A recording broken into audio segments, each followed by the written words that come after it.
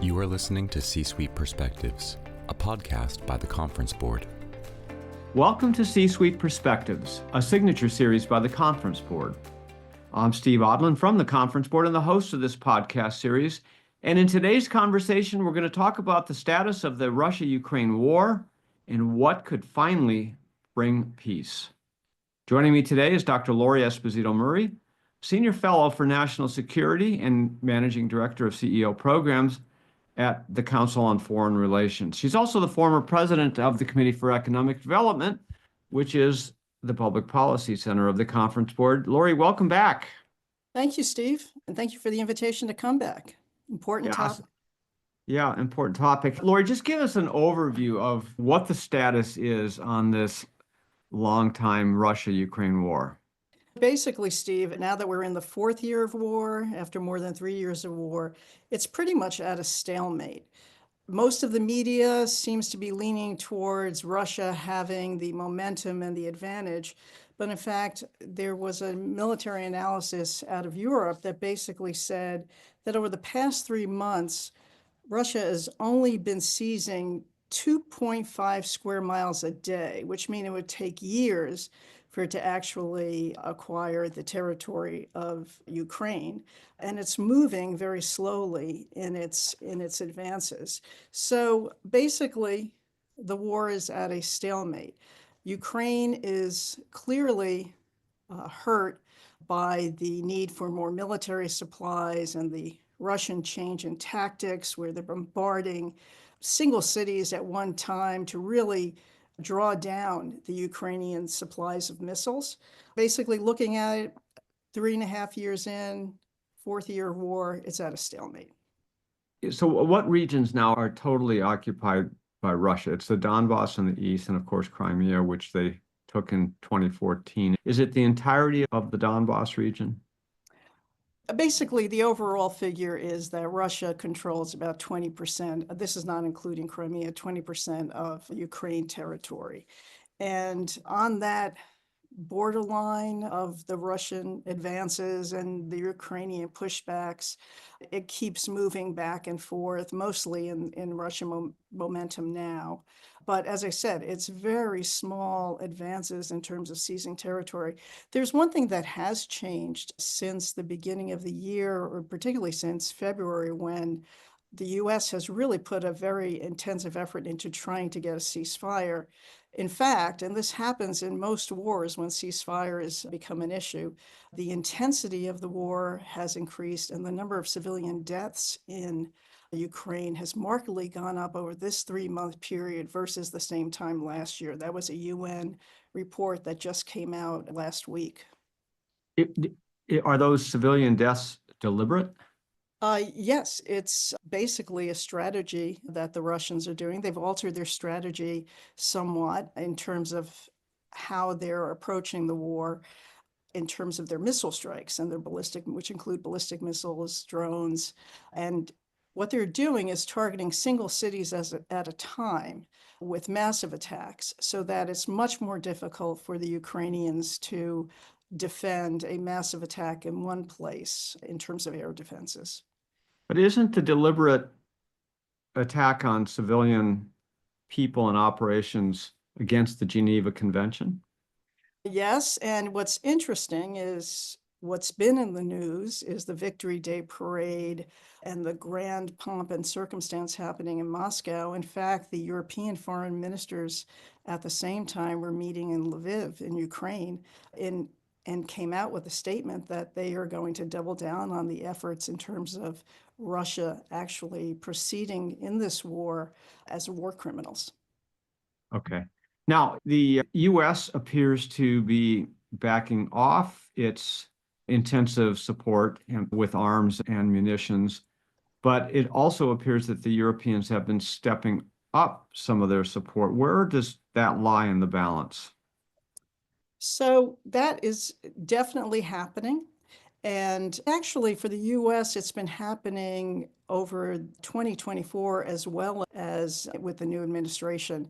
But during 2024, as you recall, Congress was holding up providing new aid to Ukraine. And so there was a real slowdown there. And the Europeans were recognizing that hoping that the U.S. would continue its support, but recognizing the danger, particularly to Ukraine and Europe, as far as supplying military supplies to Ukraine. And so they have continued their efforts, have stepped up their efforts in terms of supporting Ukraine. And the U.S., we still are working under the authorized Biden administration military supplies. And just recently, it was released that the U.S. would be supplying more air defense to Ukraine. That's still under the Biden authorization, but that's is going to basically draw down by this summer. Yeah. And so the Europeans have been stepping up. They've been stepping up in their support. It's interesting because overall, the Europeans have actually supplied more aid, both military and humanitarian, to Ukraine than the U.S. But of course, that's a large number of countries versus the U.S. as a single country. Yeah, and this is a deliberate attempt by the administration to get the Europeans to step up their involvement here and support and funding for Ukraine and really for NATO in defense of NATO's Eastern Front in order to allow a pivot to Asia and also to deal with incursions in the Arctic and all of that, which we're not going to get into today. This is part of a larger geopolitical strategy, as you have said before. Now, this recently intelligence has said that Russia has begun to build large bases and camps that can hold over 10,000 soldiers apiece all along the Finnish border. And of course, we've seen increased activity through the Kaliningrad corridor and so forth that would essentially encircle the three Baltic states. So what is Russia's strategy here? Is it to try to pivot from Ukraine to take what they've got, pivot to these other places, and then perhaps do an incursion into the Baltics or Finland?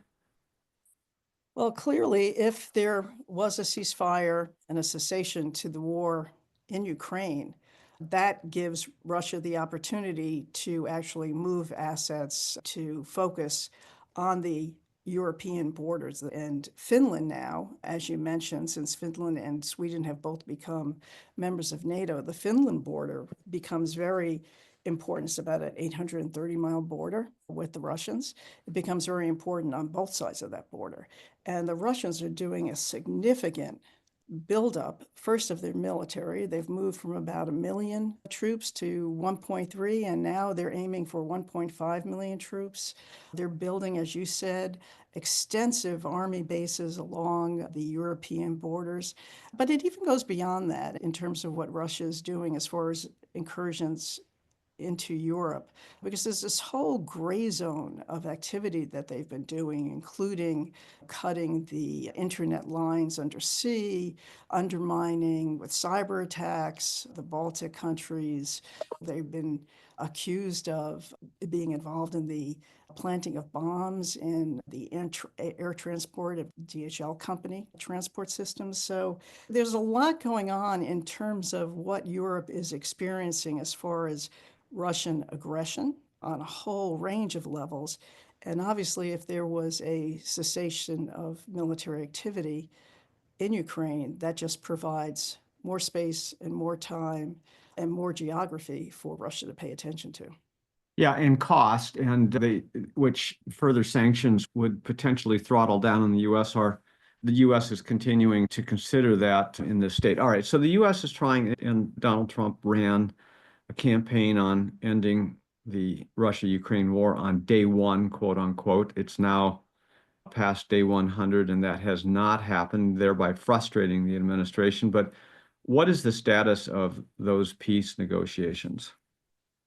So there are really several main issues. And right now, it's been an ebb and flow in terms of the president's embracing of the Russians and the Ukrainians. And right now, and we all saw what happened in the Oval Office with President Zelensky.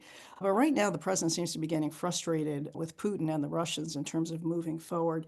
But there are basically, I would say, about 5 or 6 main issues. And one of them, and this is very important to the president, is the unconditional 30-day ceasefire. Now, President Zelensky has embraced that. Putin has not. and has actually been frustrating the president. Putin had called for his own 72-hour ceasefire because of the victory parade and celebrations in Moscow, which were dismissed as basically being a farce, nothing to them. And so that's an area that's really frustrating to the president, but it's also key to actually getting any movement on some sort of conclusion to these hostilities and to the Russian invasion. So the ceasefire is hanging out there as a major issue. And what the president wants to do is a ceasefire now and then negotiate on the issues. So what are the major issues? Obviously, security guarantees are absolutely critical to Ukraine. They want security guarantees. The president and the major players in the administration have made it clear that the U.S. is not considering getting engaged in security guarantees, and President Zelensky is looking at Europe with U.S. backing. That is basically, Putin has said that's a non-starter for him to have foreign troops in Ukraine.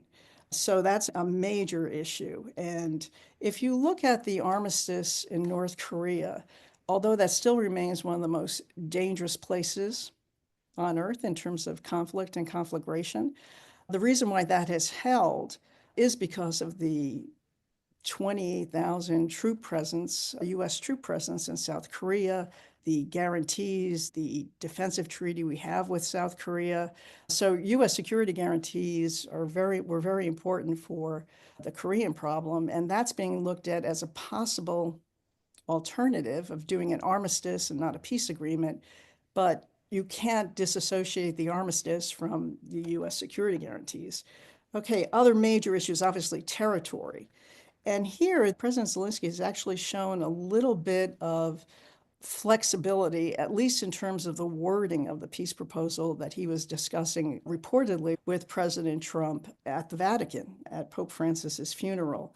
And here, the U.S. agrees with Russia in terms of Crimea. But what's interesting is the U.S. administration leaders on this issue, working with the Ukrainians, have also indicated to Ukraine that even though the U.S. will support Russia on Crimea, that the Ukrainians don't have to. And that's actually an interesting issue because President Zelensky says, according to his constitution, they can't cede any territory. And there's a little bit of flexibility there. But then, of course, it's what to do with the Russian incursions into Ukraine in the Donbass and Luhansk areas, as well as in the south. And here, the U.S. is saying, let's freeze the lines right now. And then in terms of discussions forward. The other interesting issue was the Ukrainian government and President Zelensky. And here you saw, I believe you saw the president actually supporting the Russians on having an election in Ukraine. But it seems like he has really moved on that, most likely recognizing the difficulty of holding an election right now and who could actually lead and do a ceasefire and do negotiations if Zelensky was to step down. And what had happened in Ukraine is that the elections were suspended because of the war, which Zelensky has argued is exactly what Churchill did in England when England was being attacked by the Germans. The other two issues, I would say, are the Ukrainian military. And here the U.S. actually supports Ukraine and has said this pretty openly, that Ukraine needs to have a military. And of course, Russia and President Putin have said there have to be large constraints and limitations on the Ukrainian military. And finally is this interesting and nondescript but very large issue that President Putin and Foreign Minister Lavrov keep mentioning over and over again over the past 3 some odd years, is that the negotiations and the agreement have to deal with the larger and broader issues that actually led the foundations for the problem that happened with Ukraine. That implies Ukraine and NATO, but it also goes beyond that, implies NATO expansion into Europe, plus a whole host of other issues that Putin has indicated over the years, democracy support. It's hard to fully understand the breadth and depth of what they're discussing, but Putin is definitely putting this in a much larger context of European security, and even the broader issues with the United States. We're talking about the Russia-Ukraine war and potential peace settlement. We're going to take a short break and be right back. What does the future of work mean for your employees? How will your company navigate ESG? Will there be a global recession? At the Conference Board, our experts translate the latest research and economic analysis into insights and real-time problem solving for your organization. Membership at the Conference Board provides your team with an assortment of knowledge, from economics, marketing and communications, ESG, public policy, and human capital. As a member, you'll have access to our center experts, member-exclusive events, data and benchmarking tools, and peer sharing that will help you understand the present and shape the future. Consider becoming a Conference Board member today by visiting www.conference-board.org. Welcome back to C-Suite Perspectives. I'm your host, Steve Odland from the Conference Board, and I'm joined today by Dr. Lori Esposito Murray, Senior Fellow for National Security and Managing Director of CEO Programs at the Council on Foreign Relations. Okay, so Lori, before the break, you were talking about the various positions from Ukraine, Russia, and the U.S. Some of those positions seem to be relatively resolved, and others just are a large gap. Can you just summarize here, just to kick off again, to summarize briefly, where are the big gaps? The first and most important big gap to get anything started is the agreement on a 30-day ceasefire. Okay. So that's critical. And there you have obviously the U.S. leading, Zelensky supporting, and Putin not moving on that issue and frustrating President Trump. That's where his major frustration the is. 30-day, it's NATO, joining NATO in its peacekeeping forces in territory of Ukraine. Those are the big ones. So I don't understand this 30-day thing, because actually, if you did a 30-day ceasefire, it gives Russia a chance to regroup and actually positions them to relaunch an offensive. Why is that so important? Right now, it's so important to the president, to our President Trump. He's Yeah. been very much focused on the killings and the fact that this war is going nowhere, and the death and the destruction is really extensive, phenomenal, almost breathtaking when you see the comparisons of the pictures of what Ukraine did look like, when you look at the numbers of civilians and forces, civilians on the Ukrainian side and forces on both sides, the numbers of deaths and injuries that have happened. So that's why the ceasefire is important. It's important, but they don't want to do it. And at the same time, it's holding up then the discussion on the long-term resolution. So why not just focus on the long-term resolution and see if you can get that done? Well, I think part of the concern is that the long-term agreement is probably more out of reach than a ceasefire. And to your point, Steve, the ceasefire is not necessarily within reach, but the longer-term decisions about what the security guarantees will be for Ukraine, what's the role of Europe, can this be done without the U.S., what will Russia accept in terms of Ukrainian military and in terms of Ukraine's role in Europe. We should mention that what's interesting is the issue of Ukraine in the EU seems to have dropped off the table and is not an issue anymore, when in fact that was the major underlying issue that led to the Russian-leaning president of Ukraine actually leaving and going back to Moscow after the protests in the Maidan. But that seems to be off the table. So Ukraine having a role in Europe economically doesn't seem to be an issue. But these larger issues of territory and security, having an agreement that is actually an agreement that can ensure the peace versus one that's just a way station until Russia decides to move again on Ukrainian territory and sovereignty. Yeah, okay. So let's talk about that. Do you think President Zelensky is prepared to cede the Donbass? I don't think President Zelensky is prepared to cede the Donbass. What an agreement may look like is that he does not acknowledge that as territory that belongs to Russia, or territory that right now is independent and Russia has recognized. But is there a workaround? Just like in Crimea, where you have a situation where you have an agreement and Ukraine doesn't have to acknowledge that Crimea is part of Russia, and Russia can acknowledge that it is part of Russia, but you're focusing more on the ending of hostilities and trying to get some sort of stability in the areas of contention, which is really the areas of Donbass, the bridge, the territory in the south, that's the bridge to Crimea, to Russia. So you're dealing with actually pausing hostilities in a ceasefire that are then supported by security guarantees. And as I was mentioning, the North Korean armistice is an example that people are turning to, but that really required diplomatic support and security guarantees from the U.S. in terms of defense treaties and broader U.S. role in Asia, as well as stationing of troops in South Korea. So you're going to look at something that's going to be much more robust. And whether it's European forces or however you do it, the security guarantees have to be robust enough to hold the peace or to hold the cessation of hostilities. Yeah, and this peacekeeping, you can understand from Russia's point of view why they don't want to mass even more foreign troops on their border in Ukraine. On the other hand, there has to be some stabilizing factors. Otherwise, you can get a peace agreement, everybody goes home, and then Russia just picks it back up and goes at it again. There needs to be some validation on both sides. Yeah, which is exactly what the Minsk agreements were that led to the Russian invasion when they fell apart in the beginning of 2022 and led to, matter of fact, 2 days before the Russian invasion into Ukraine in February 24th. I believe the Minsk agreements fell apart and Russia pulled out 2 or 3 days before that. So you need agreements that can hold.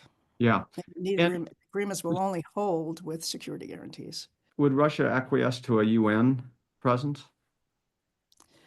So Russia says right now we will not acquiesce to any foreign troop presence in Ukraine. Whether peacekeeping force is a viable alternative, and peacekeeping efforts have a mixed record. And so it really depends on the intentions of the two warring parties. Yeah. Recently, there's been this rare earth minerals deal between the U.S. and Ukraine. Can you just describe where that ended up and what does it do for each country? Yeah, it's interesting. And so you have the actual agreement, Steve, and then you have the broader meanings of the agreement.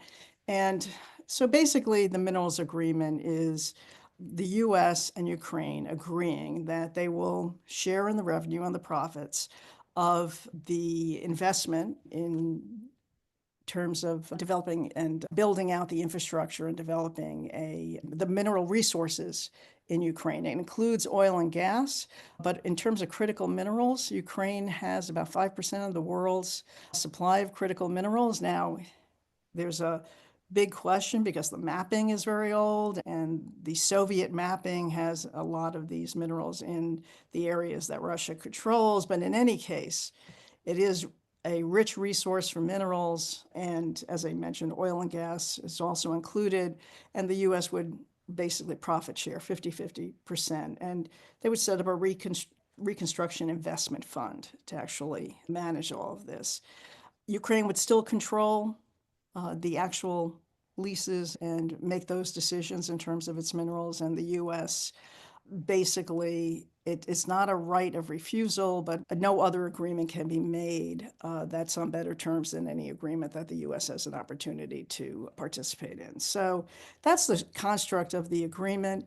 It really emphasizes how President Trump sees this relationship going forward as a transactional relationship. If we're going to help you, this is going to be a partnership, and we're going to be invested in this development. A couple of interesting aspects. Anyone who has participated in the effort in terms of the incursion cannot benefit from the reconstruction of Ukraine. And that, I think, is broader than cutting Russia out. I think that may cut out potentially anyone who has supported Russia in this effort. And the big question is, since China controls 90% of the critical and rare earth minerals mines across the world, resources across the world, you have to wonder, particularly in terms of rare earth minerals, you have to wonder whether that bars China from being involved. But in any case, it's a framework agreement. The details still have to be worked out. But I'd like to get to the broader implications of the significance of the agreement, which is that